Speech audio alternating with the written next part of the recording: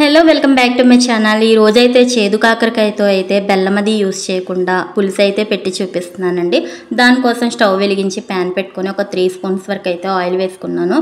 ఒక 3 ఆనియన్స్ని సన్నగా కట్ చేసుకొని వేసుకున్నాను. కాస్త కలర్ మారిన తర్వాత 1 స్పూన్ అల్లం వెల్లుల్లి పేస్ట్ కూడా వేసుకొని పచ్చివాసన పోయిన తర్వాత టమాటో అలాగే పచ్చిమిర్చిని కూడా వేసుకొని మూత పెట్టి మగ్గించుకోవాలి. టమాటాలు కాస్త మగ్గిన తర్వాత గింజలు అవి లేకుండా కాకరకాయలని కాస్త దలసరిగా అయితే కట్ చేసుకొని అయితే వేసుకున్నాను. ఇవి కూడా వేసుకొని ఒక్కసారి మంచిగా కలుపుకొని మూత పెట్టి ఒక 5 నుంచి 10 నిమిషాలు అయితే మగ్గించుకోవాలండి.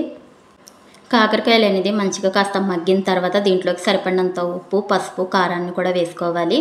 అలాగే మీకు నా వీడియోస్ నచ్చితే లైక్ చేసి సబ్స్క్రైబ్ కూడా చేసుకోవచ్చు కదండి ప్లీజ్.